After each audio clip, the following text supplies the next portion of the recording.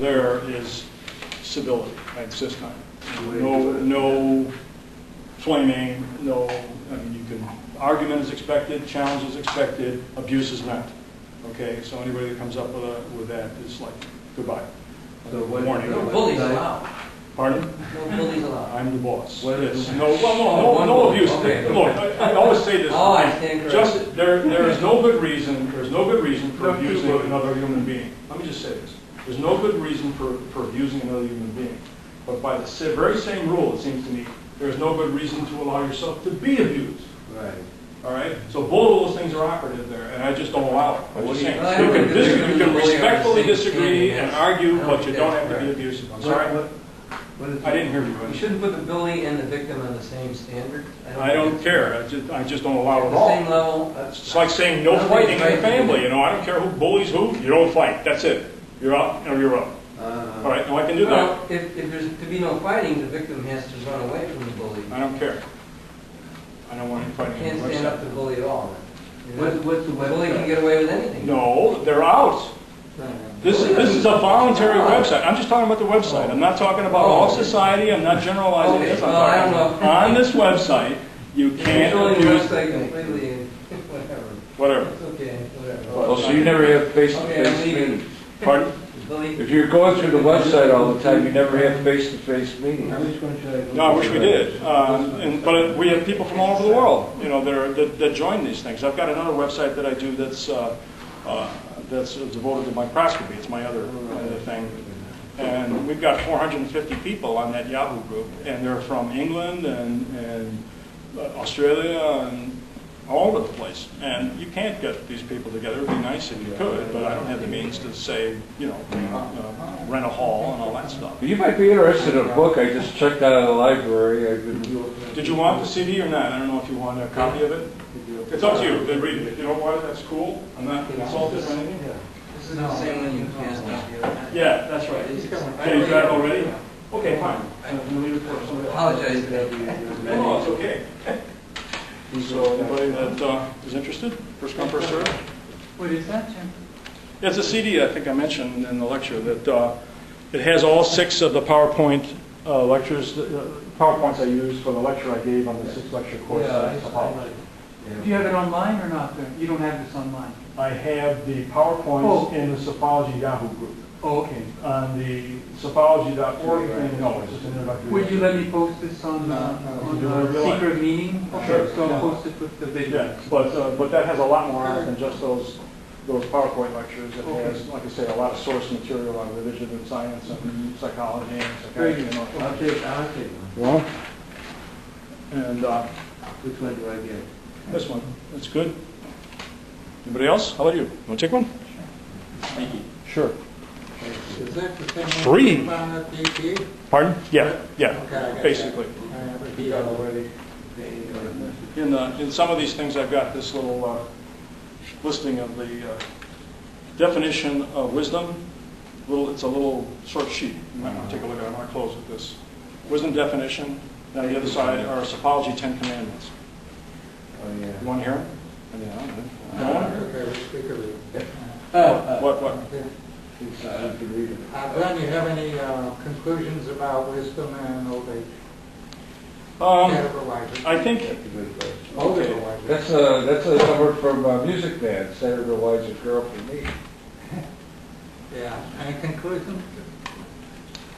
there's not a one, clearly there's not a, okay, I'll wait till you're done. You have it. You have it in the CD. Any conclusions? Well, I've got more if you want. No, I was just curious about something you showed me. I have a question. Well, I didn't answer his question yet. Can I do that? Sure. Please. Clearly, there's not a one-to-one correspondence between age and wisdom. Some of us age well, but I think that the focus of a person who is aging, their version of wisdom, comes down less to decisions that they are making and more to decisions that other people are making. And so they're focused on trying to help other people because, I mean, most of the major decisions in their life are gone. And the ones that they're facing now are like, you know, should I get my prostate removed? So you get more and more preoccupied by things like that. So I think part of the problem is that unless you are given that opportunity to be an advisor, or to be a wise suggestor or whatever. You feel really like you're missing your function in life, and that's been my experience pretty much. I mean, as if I didn't need reminding.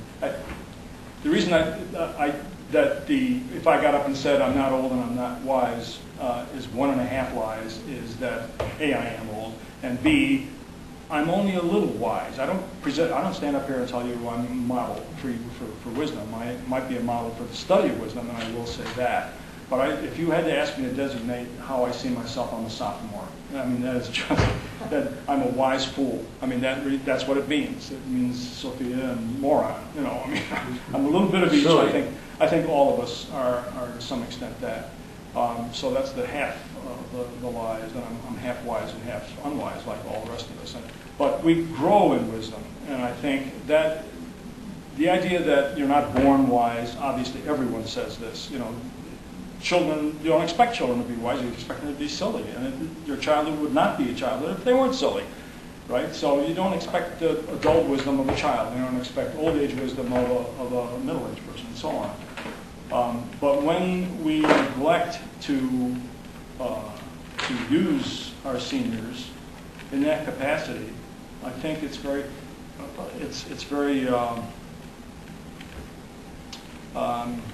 frustrating.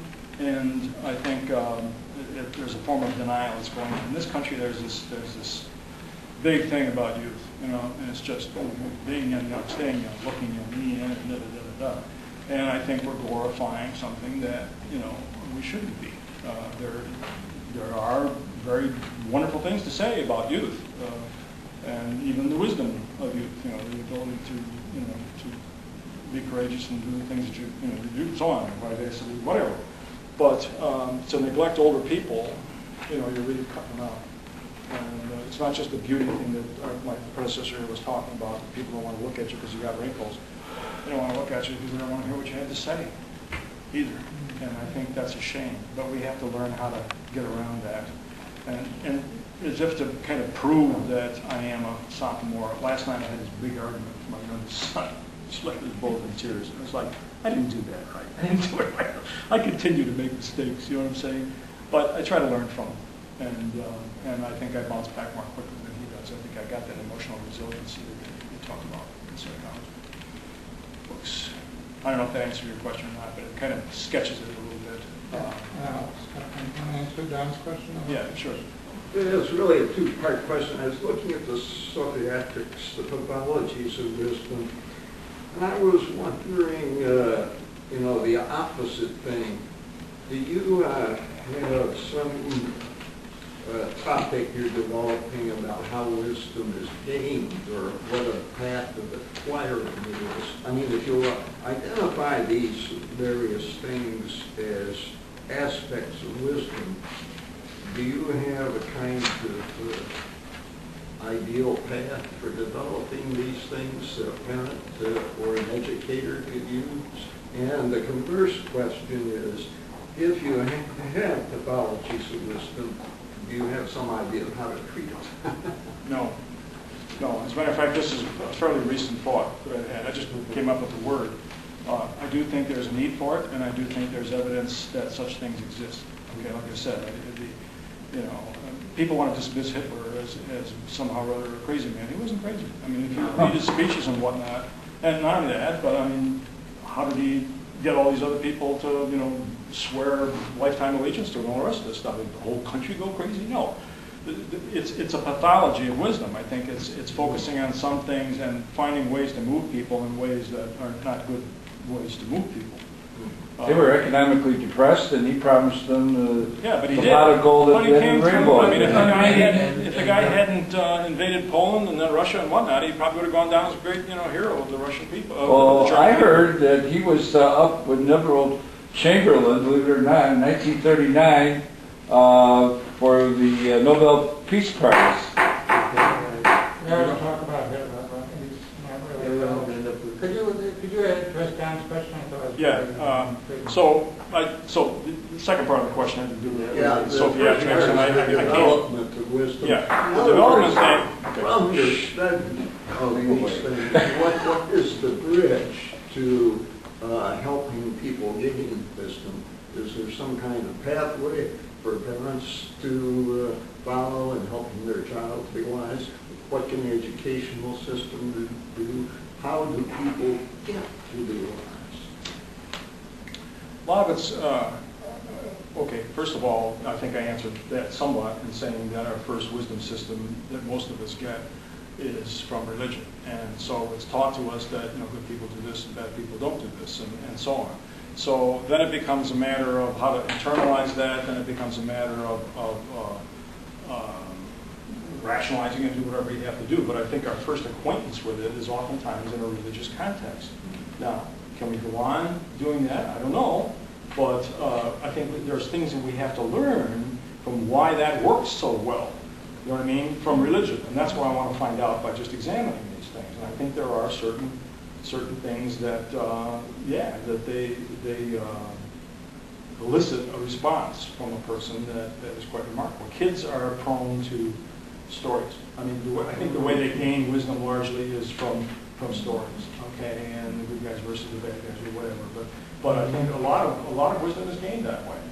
But then there's also mom and dad saying, do this and do that or whatever. And so there's a lot of steps that are involved in this.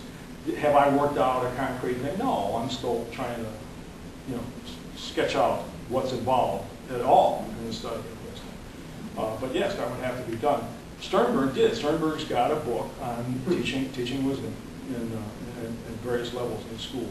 You might want to take a look at that. It's like a manual. Well, life itself is a great teacher, and I think Right. some of the things... But you have to have insight in order to be able to get that. So it's just experience. Things I did No, it's when just I was experience. young. It's how you... I just grown. Yeah. I'm just going to make some comments, and you can comment back. While you were giving your talk, some things came to my mind about decision making. What about decision making? Yes. Yeah, and I just want to mention that I have a whole book on the emotional impact on decision making. I should send you the title and the author. I don't have it with me, so that you could review. It's a big, thick book. Well, I've been checking it out in the library for months. But going on with some of my decisions, virtues of decision making, or elements of decision making. One item that you didn't talk about ever was prudence. Another item I remember from learning from my high school basketball coach, which I think fits in with prudence, was make haste slowly. And the other thing is that older people, one of the things they usually have over the younger people, because like you were saying before, older but wiser, but a lot of times you hear the older people say, young and foolish. If I was smarter in my youth, I wouldn't have done this. And I would say it's because they know they have an understanding or a knowledge of consequences. And one of the things that older people are faced with, besides the health issues, that's been advertised on TV a lot, are reverse mortgages. Do you want to take the house you paid for and lived in for the last 45 or 50 years and turn the privilege of owning it after you're deceased to some third person where your relatives and family will not benefit from the asset? You get the older people Let me get answer your question. financing, and You got three questions. that's a I've big got more decision. here. I'm getting lost here. It was just comments. Comments. Okay. Well, let me ask a counter question. What's money? Something you need to live off of, so you die. No. What's money? Well, it's a medium of exchange, technically. What is money? Well, it's wealth, besides being a medium of exchange.